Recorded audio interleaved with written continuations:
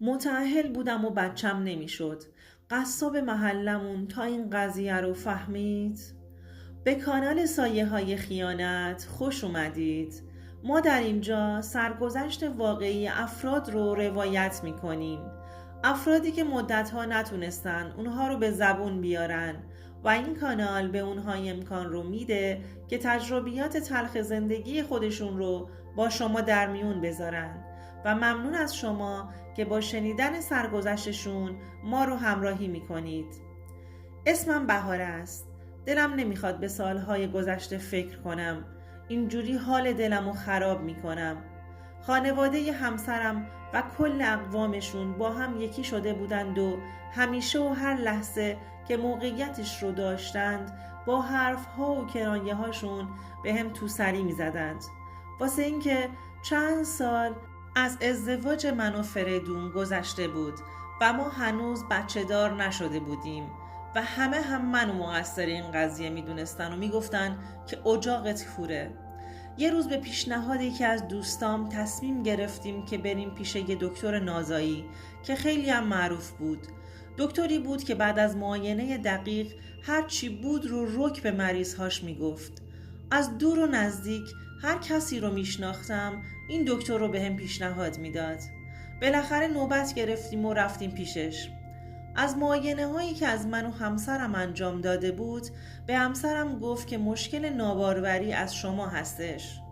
قدرت این که بخواید فرزنددار بشید رو ندارید. انگار رو سر همسرم آب جوش ریخته بودند. اصلا باورش نمیشد. آخه خودش و خانوادهش همیشه فکر میکردن که مشکل از منه و کلی هم به هم کنایه میزدند. خانوادهش که اصلا باورشون نمیشد. همه جا گفته بودن که دختر مشکل از خودشه و داره یه جورایی به پسر ما وصلش میده. خلاصه که من عروس چنین خانواده ای شده بودم.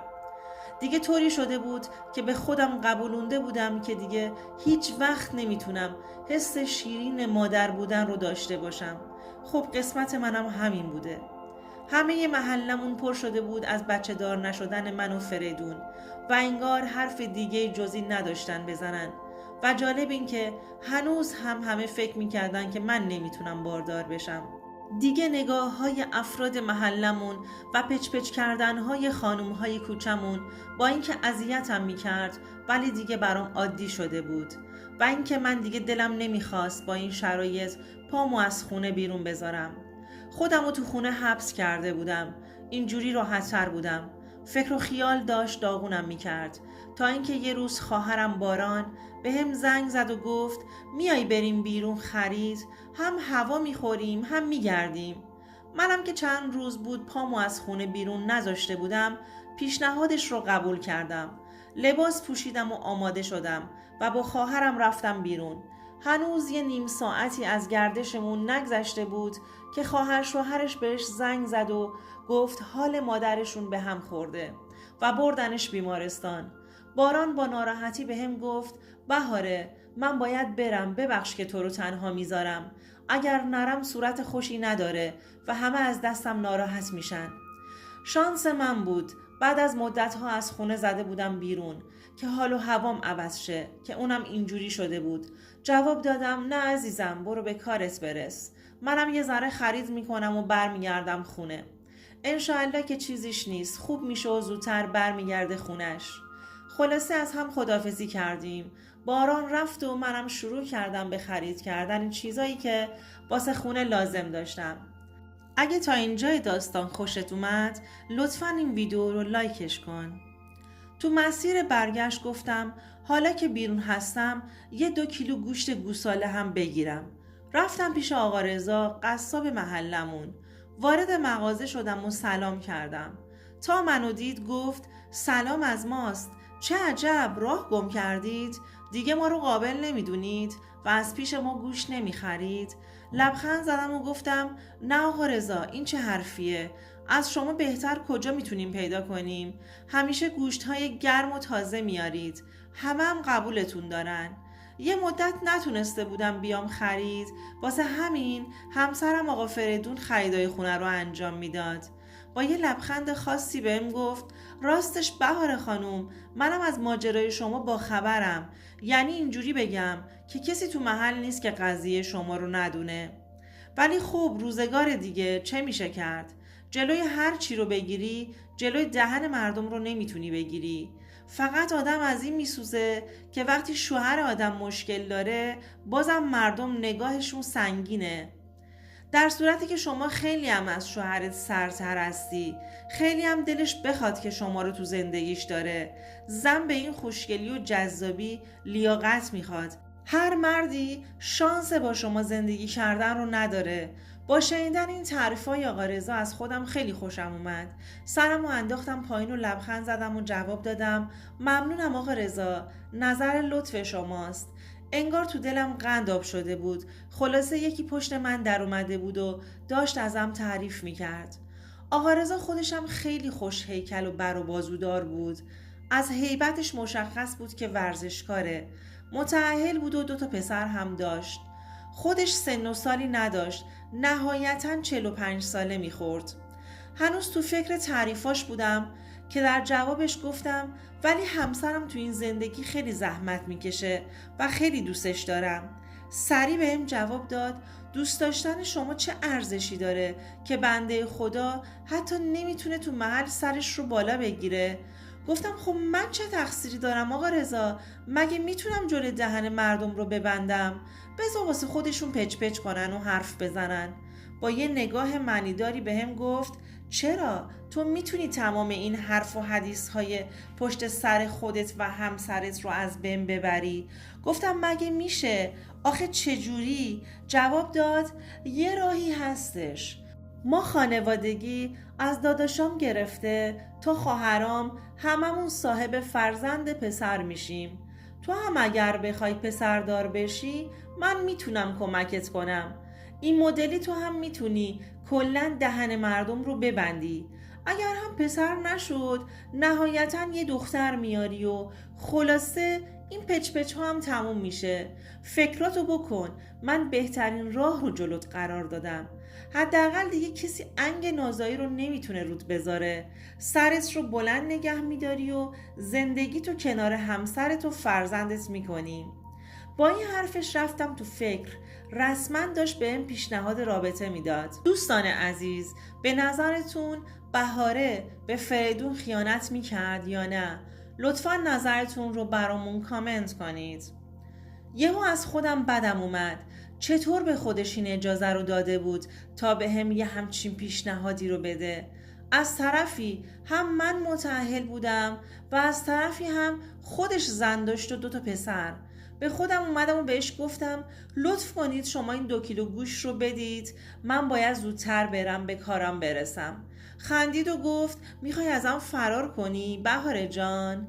وقتی دیدم اسمم رو خالی صدا زد بیشتر ازش بدم اومد. گفتم شما متوجه نیستید چی دارید میگید آقا رضا.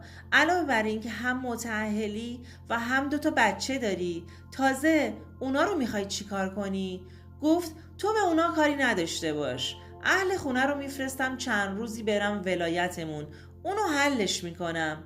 گفتم اولا من خودم متأهلم، دوما بگم بچه از کجا اومده در صورتی که پزشکمون به همسرم گفته مطلقا نمیتونی پدر بشی. اینو چی کارش کنم؟ جواب داد نگران نباش، میگی یه نذر بزرگ کرده بودم که مشکلمون حل بشه، دیگه چی؟ قبوله؟ گفتم نه نمیشه. جواب داد حساب بانکی تو هم برات پر میکنم، چند تا علنگو هم برات میخرم، حالا چی میگی؟ همینجوری که اون داشت میگفت برات فلان چیزو میخرم و فلان کارو میکنم، من داشتم به فریدون فکر میکردم که اگه اون بفهمه من چی کار کنم. در صورتی که از حرفاش داشتم وسوسه میشدم، چون همینجوری میتونستم جواب مردم رو راحت بدم و هم دهنشون رو ببندم. فریدون هم میتونست سرش رو بالا بگیر و تو محل رفت آمد کنه.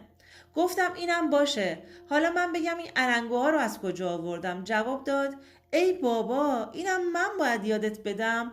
بگو برای خودت تو این مدت واسه آینده بچه پسنداز کرده بودی. به حرفام گوش کن بهاره، اینجوری به نفعت میشه. گفتم باشه، حالا باید چیکار کنم؟ خندید و جواب داد حالا اینقدر هم هول نباش، به وقتش که شد یکی رو میفرستم دنبالت که تو رو بیاره پیشم. خلاصه گوش رو برام کشید و بهم داد. منم پولش رو گذاشتم رو پیشخون و گوش رو تحویل گرفتم و از مغازه اومدم بیرون. تا مسیر خونه به این فکر میکردم، یعنی میشه که بچه دار بشم، دهن این فامیل شوهرم رو ببندم، حالا محله هیچی.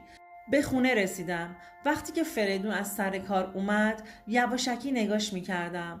تو دلم میگفتم اگر بفهمه چی؟ بعدش چطور زندگی کنم؟ اما خودم رو آروم میکردم. از فکرش میومدم بیرون. سعی میکردم بیشتر بهش محبت کنم که اگه حامله شدم به چیزی شک نکنه.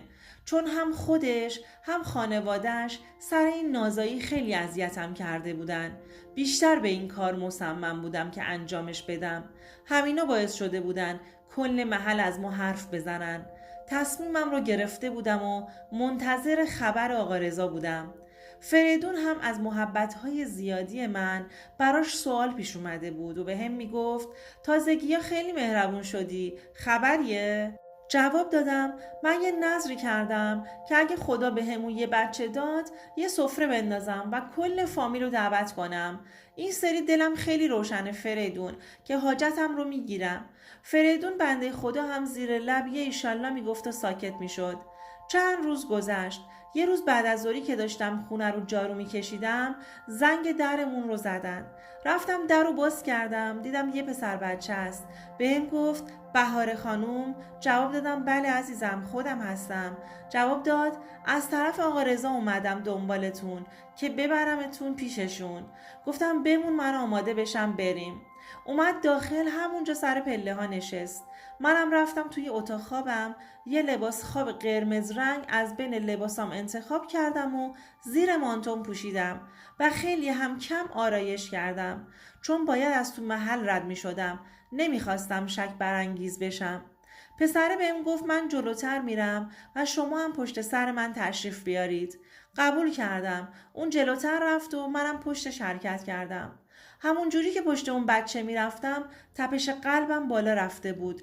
وارد کوچه شدیم و زنگ در رو زدیم و آقا رضا در رو باز کرد. شلوارک فقط تنش بود. یهو استرس هم به تپش قلبم اضافه شد ولی دیگه راهی نداشتم. اون پسره رفت. سلام کردم و گفت بیا دیگه دختر، طاقتم تاب شده.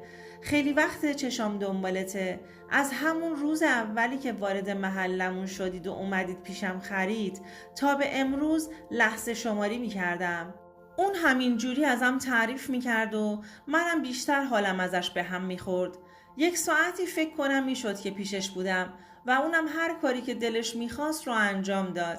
همش به شوهرم فکر میکردم. وقتی که داشتم از خونش برمیگشتم چشم پر اشک شده بود. عذاب وجدان گرفته بودم که چرا باید بچه دار نمیشدم تا اینطوری به فریدون خیانت کنم. ولی دیگه شده بود و من زنا کرده بودم. چند روز پشت هم نتونسته بودم تو چشمای فریدون نگاه کنم. شرم میکردم. عذاب وجدان داشتم. آقا رضا هم همون بچه رو چند روز در میون میفرستاد دم خونه که بدونه آیا علائمی از حاملگی دارم یا نه. من دیگه حتی برای خرید هم از خونه بیرون نمیرفتم. 2 ماه گذشت و هیچ علائمی نداشتم. هم دیگه مطمئن شده بودم که باردار نیستم. بیشتر از خودم چندشم میشد. بی خودی به همسرم خیانت کرده بودم و هم نتونسته بودم آبروی همسرم رو تو محل حفظ کنم، بلکه بیشتر آبرو و غیرت همسرم رو جلوی آقا رضا زیر پا گذاشته بودم. بعد از چند وقت به فریدون اصرار کردم که از اون محل بیایم بیرون، از دست اون حرف و حدیث ها راحت شیم و منم دیگه خودم رو تو خونه زندانی نمی کردم. بالاخره فریدون راضی شد و الان چندین ساله که از اون محل بیرون اومدیم. از اون موقع تا الان هنوزم که کنار فریدون میشینم و میخوابم به خیانتم بهش فکر میکنم و هنوزم عذاب وجدان دارم. بعدها شنیدم که آقا رضا زنهای متأهل محل رو گول میزده و وقتی که همسرش منزل نبوده اونا رو به خونش میبرده و ازشون سوء استفاده میکرده و اونا هم به خاطر آبروشون نمیتونستن چیزی بگن. منم یکی از اون زنا بودم که گولش رو به خاطر بچه دار شدن خودم خورده بودم. الان چندین سال این قضیه تو دلم مونده و به کسی جز شما نگفتمش.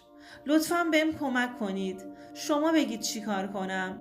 چجوری به زندگیم به این شرایط ادامه بدم؟ لطفاً راهی جلوی پام بذارید. دوستان عزیزم، اگر شما هم به این نوع سبک از محتواها علاقه‌مند هستید، این ویدیو برای تو هستش. ممنونم ازتون که تا انتهای این ویدیو با ما همراه بودید.